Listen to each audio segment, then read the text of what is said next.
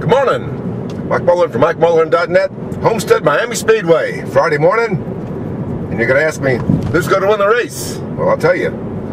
I picked three guys. Greg Biffle, Carl Edwards, Juan Pablo Montoya. Those three guys haven't won yet this year. They all need to win. But from what I saw at Phoenix, I'd pick Juan Pablo.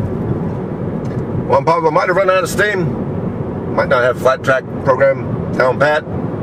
But he likes this kind of track. Remember the first time he ran here? Ran really well. Ran a little too well for Ryan Newman's liking. But I think that Juan Pablo is going to be the man in victory circle Sunday night. At the end of these 400 miles.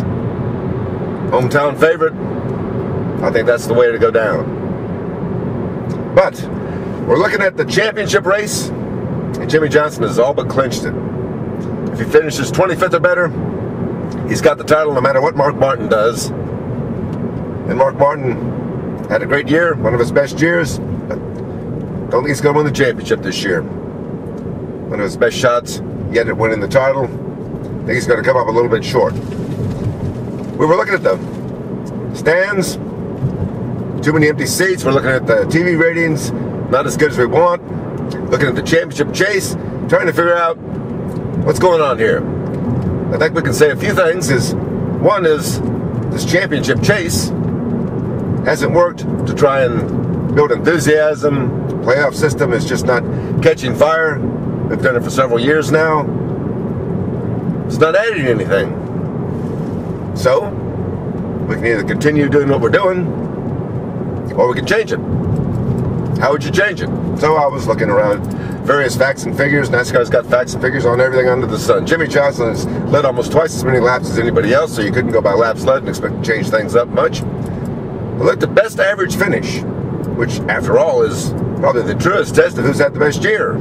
If you finish first, you get 1 point. You finish second, you get 2 points. You finish third, you get 3 points. So if you finish first, second, and third in 3 races, your average finish is 2-0. If you finish 10th in all 3 races, your average finish is 10. Simple. Under those rules, the man leading the points going into the final race, Tony Stewart. He would have a 3-point edge over Jeff Gordon, and Jimmie Johnson's only third. But those 3 guys would all have a chance at the championship. Jimmie would be about 10 points down. So if he finished 12 positions ahead of Tony, and 7 positions or 8 positions ahead of Jeff Gordon, he'd win the championship. 3 men going for the title in the last race, especially what we got here. Now, I'm not suggesting that we should go with best average finish, but I'm just pointing out that that's a very true test of who the champion is in terms of just overall driving for that particular season. And I think we got to change something up. We've tried suggesting things to NASCAR, and so far, they've been stubborn. Nothing. And if you keep doing the same thing and expect different results, I don't know if that's the solution. I think if it's not working, you try something different. So, best average finish. It's worth pondering. Another thing that I think we need to do is put less emphasis on the championship. We've been putting way too much emphasis on the championship the last couple of years, maybe the last 20 years, and not enough on winning races. Not enough on the guy who actually wins the race. We're going to come here, somebody's going to win the race, probably Juan Pablo, and what are we going to have? A big celebration for the champion. Well, that's fine, that's good. Then we go out to Las Vegas, have a big championship celebration too. That's fine, that's good. But if you're buying a ticket, you want to see a race. You're not adding up points for a championship. The points come along with the whole deal? Sure, that's fine. But you want to see a race, you want to see some action. I think we need to put more emphasis on the racing and less on the championship. So how do we do that? I don't know. But I think the guys in Daytona should be thinking about that. They got to sell tickets. We're trying to sell tickets. We're trying to help the sport along. I think they need to tweak this, tweak that, change this, change that. Just do anything. But I got to admit that Homestead Miami, the Keys, Miami Beach, South Beach, it's a great place to finish the season. I think if they're going to do the banquet, they can do the banquet here, banquet in Las Vegas, run the race in Las Vegas, it's the last race, but there's nothing wrong with this place. In fact, I sort of like this place.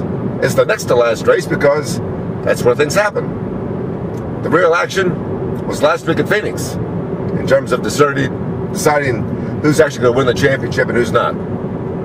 Actually, after Texas, there was a golden opportunity for Jeff Gordon and Mark Martin to knock a home run and get back in the chase. They both failed to do that. Jimmie Johnson took advantage of everything at Phoenix, dominated. So, what's he going to do here? Well, he could dominate here. It's not one of his better tracks, though. And I think top 5, top 10, something like that sounds about like where he'll probably finish. Me, I think we want to go after the people that need to win races as to where the action is going to be. For me, that's Juan Pablo Montoya. This is his kind of track. This is his country. I think that Juan Pablo is the man to beat on Sunday, but he's got to beat Greg Biffle and Carl Edwards. But then Greg Biffle and Carl Edwards, I think, have got to step up to the plate. I didn't see much out of them in the last couple of weeks.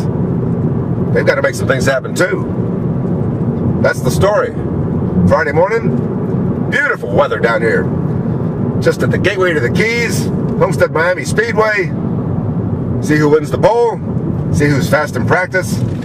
Hey, we're going to have some fun this weekend, I think. Mike Mulhern from MikeMulhern'sNASCAR.